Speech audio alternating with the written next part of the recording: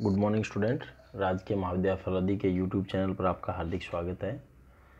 जैसा कि आपको पता है कि अपन पहले दो वीडियो में आपका जो प्रथम पेपर है बीए थर्ड ईयर का उसको डिस्कशन उसकी फर्स्ट यूनिट चल रही है, जिसमें हम अंतर्राष्ट्रीय संबंधों का अर्थ, प्रकृति, क्षेत्र और अंतर्राष्ट्रीय संबंधों के अध्ययन संबंधी जो उपागम है, चाहे वो आदर्शवादी उपागम हो, यथार्थवादी उपागम हो, उनकी क्या क्या खासियत है, क्या क्या विशेषताएं हैं, क्या क्या उनकी आलोचनाएं हैं, वो सब पढ़ चुके हैं।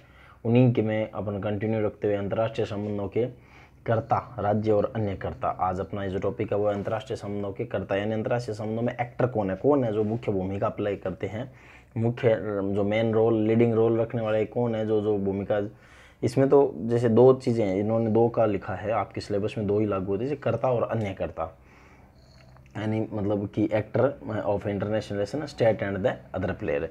तो स्टेट, तो ये तो अंतर्राष्ट्रीय राजनीति में युगों युगों से चलता हुआ आ रहा है कि अंतर्राष्ट्रीय राजनीति में राज्य ही मुख्यकर्ता के रूप में भूमिका निभाते हैं, बाकियों की कोई भूमिका, इतनी कोई खास भूमिका नहीं होती। ये एक पुराना और परंपरागत विचार है।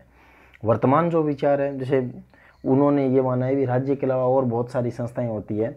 बहुलवादी इस विचार को बहुत तेज़ी से मतलब उन्होंने फैलाने में योगदान दिया और बहुत मजबूती के साथ इस बात को रखा कि भी जो राज्येतर करता है उनकी भी उतनी ही भूमिका होती है जितनी राज्यों की होती है।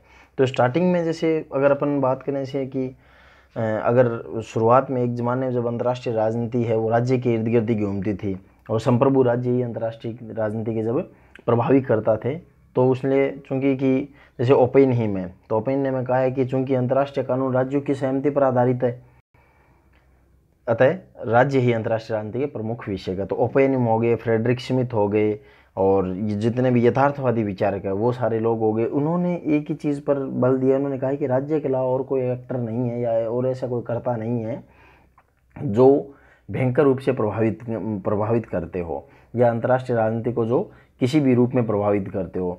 लेकिन जैसे धीरे धीरे सेकेंड वर्ल्ड वॉर के बाद या जैसे यूएन बना, यूएन में जैसे 193 में जो राष्ट्र बने, यूएन बनने के बाद में अन्य जितने भी राज्येतर जो करता थे उन सब का भी मुख्य भूमिका में आने शुरू होगी। और बहुलवादियों ने अपने जो तर्क दे करके उन्होंने साबित किया कि केवल राज्य है वो एकमात्र नहीं है, राज्य महत्वपूर्ण जरूर है लेकिन एकमात्र नहीं है, इनके अलावा और बहुत सारे संगठन हैं जो इनको प्रभावित करते हैं या अंतर्राष्ट्रीय संबंधों को प्रभावित करते हैं। और जब से उदार वैश्वीकरण का दौर शुरू हुआ है तब से और ज़्यादा है जो अंतर्राष्ट्रीय संगठनों में जो गैर राज्य करता है उनके बारे में। तो अंतर्राष्ट्रीय संबंधों की जो करता राज्य है उनके बारे में सबको उनकी भूमिका है, उनकी जो राष्ट्रीय शक्ति या राष्ट्रीय उनके हित है, उनकी विदेश नीति है, इन सब के बारे में अपन थोड़ा थोड़ा पहले भी पढ़ चुके हैं समस्त चीज़ों के बारे में। तो अब जो करता में अन्य जो करता है उनके बारे में अध्ययन करते हैं, चूँकि राज्य के बारे में तो इंडीड फैक्ट है और राज्य तो सबको पता है कि अंतर्राष्ट्रीय राजनीति के जो करता है वो राज्य ही है, उन्हीं की बदौलत ही सब कुछ होता है। चाहे अन्य करता है वो भी राज्य के हिस्से होते हैं,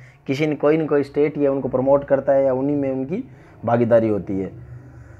तो आज अपन बेसिकली अन्य कर्ता जितने भी है जिनको बहुलवादी है, बहुलवाद का मतलब ये हो गया कि वो लोग जो अत्यंत या एकांक पावर का विरोध करते हैं, कि एक जगह शक्ति केंद्रित होने का विरोध करते हैं, जो ये मानते हैं कि व्यक्ति से शुरू करके वो राज्य तक बात को ले जाते हैं। कि जब व्यक्ति भी ये मानता है कि व्यक्ति जब कोई, जैसे राज्य सारी इच्छाएं व्यक्ति की पूरी नहीं कर सकता, तो व्यक्ति राज्य को भी ये अधिकार नहीं है कि वो व्यक्ति से अन्य निष्ठा की मांग करे, क्योंकि परिवार, समाज कल्याण, परिवार हो गया, समाज हो गया, जिला हो गया, तहसील, हर लेवल पर मतलब हर एक आदमी का रक्त समूह है अपना, ये सारे जो लोग हैं वो मिल करके एक मतलब व्यक्ति की इच्छाओं की पूर्ति करते हैं। तो सब लोगों के प्रति व्यक्ति उत्तरदायी। तो उसी तरह ये स्टेट को भी करते हैं कि जब अंतर्राष्ट्रीय संबंध है तो इनमें केवल राज्य ठीक है महत्वपूर्ण भूमिका अदा करते हैं, लेकिन इनके अलावा और बहुत सारी चीज़ें हैं जो ये मानते हैं, बहुलवादी ये मानते हैं कि जिनकी अंतर्राष्ट्रीय राजनीति के संबंध निर्धारण में बहुत महत्वपूर्ण भूमिका है। तो इनमें से पहला है बहुलवादी जो निगम, बहुराष्ट्रीय निगम,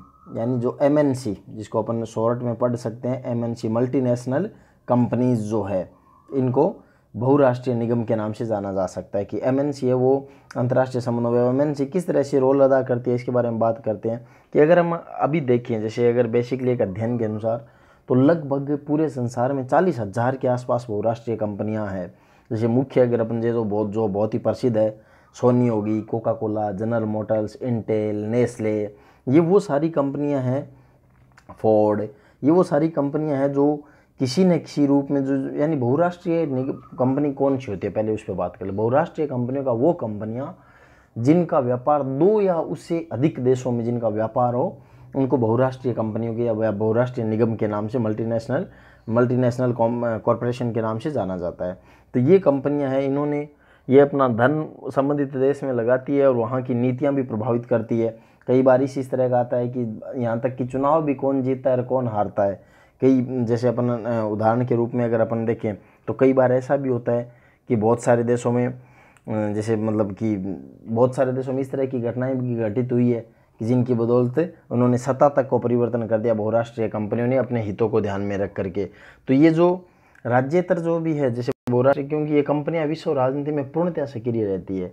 मध्य पूर्व अगर उदाहरण के लिए कि मध्य पूर्व के तेल भंडारों पर इनका अधिकतर कब्जा है, अंगोले के सोने लोहे और तेल भंडारों पर इन कंपनियों का कब्जा है। तो क्योंकि अब अगर उदाहरण के रूप में अगर देखें तो चिली में जो अल्ले सरकार थी, उन्होंने बहुराष्ट्रीय कंपनियों के राष्ट्रीयकरण के लिए जब कदम उठाए तो इन कंपनियों ने मिल करके उनकी हत्या तक करवा दी थी और सरकार का तख्ता पलट कर दिया था। तो ये बहुराष्ट्रीय कंपनियां वो नीति निर्धारण करवाने में, सरकार का बनवाने में, इन सारी चीज़ों में बहुत सारे योगदान देती है। दूसरे है गैर सरकारी संगठन। गैर सरकारी संगठन का मतलब है कि ये संगठन किसी एक देश में कार्यरत रहते हैं और इनकी प्रकृति है वो गैर सरकारी होती है।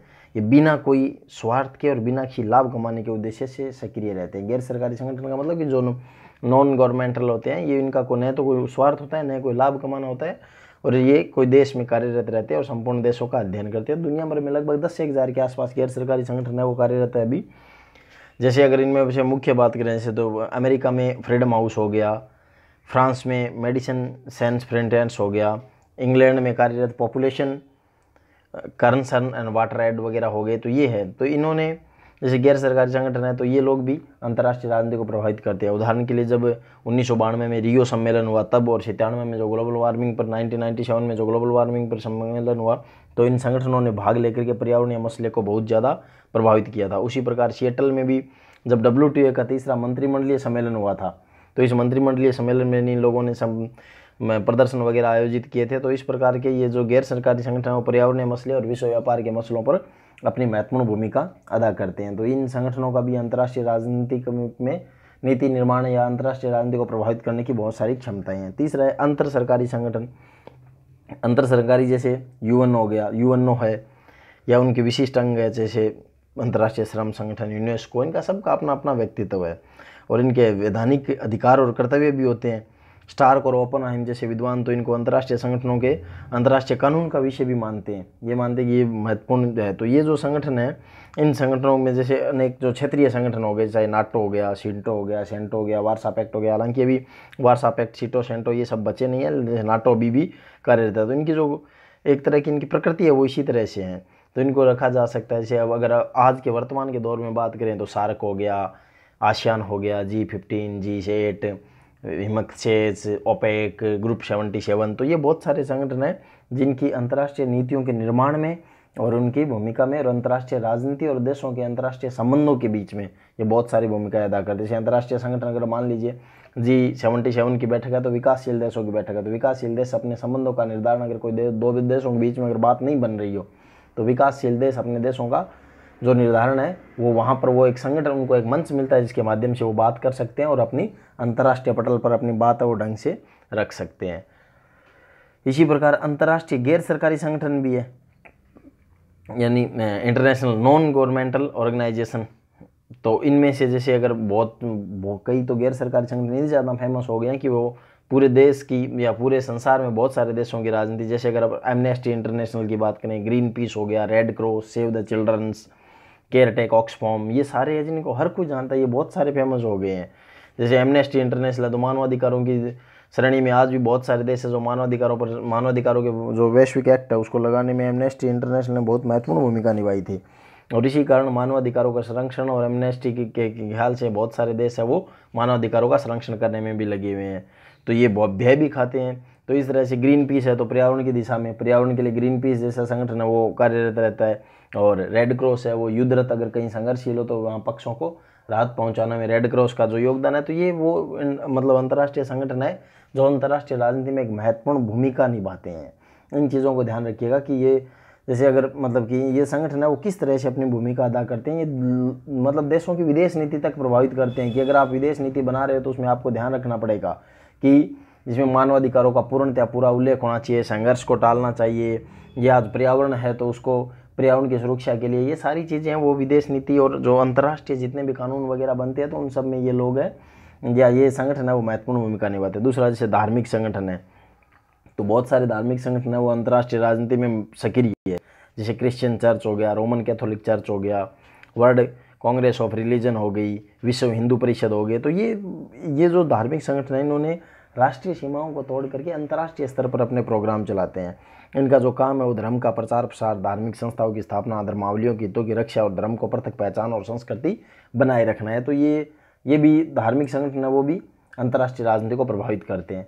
और फिर है गुर्रिल्ला और आतंकवादी संगठन कि बहुत सारे ऐसे संगठन हैं जो हिंसा, मारकाट, विमान अपहरण जैसे साधनों का प्रयोग करते हैं। जैसे मतलब कि अपन बात करें तो पैलेस्टीन लिबरेशन फ्रंट हो गया, south west African people's organisation हो गया, अल-कायदा, हिजबुल मुजाहिदीन, अल जिहाद, हमास, लश्कर तोयबा जैसे मोहम्मद, अनेक सारे संगठन हैं जो जब भारत और पाकिस्तान के संबंधों की अपन बात करें तो ये जो आतंकवादी संगठन है वो भारत और पाकिस्तान के संबंधों को अगर ये दोनों देश सुधारने भी चाहें तो ये आतंकवादी संगठन इस तरह की गतिविधियाँ मतलब मौके पर इस तरह की गतिविधियाँ करते हैं जिससे दोनों देशों के मध्य में तनाव पैदा हो जाता है। तो साउथ एशिया को एक तरीके से साउथ एशिया के संबंधों को प्रभावित करने में इन संगठनों का बहुत बड़ा हाथ है कि जैसे भारत पाकिस्तान अगर मेन रूप से अपन ले तो भारत और पाकिस्तान है वो इन दोनों को मतलब इनके संबंध है वो इन संगठनों। उसी तरह से अगर मध्य पूर्व में ऑस्ट्रेलिया, अगर आप अफ्रीका की तरफ चले जाओ तो अफ्रीका में भी जो संगठन है वो संगठन जो आतंकवादी संगठन है उन्होंने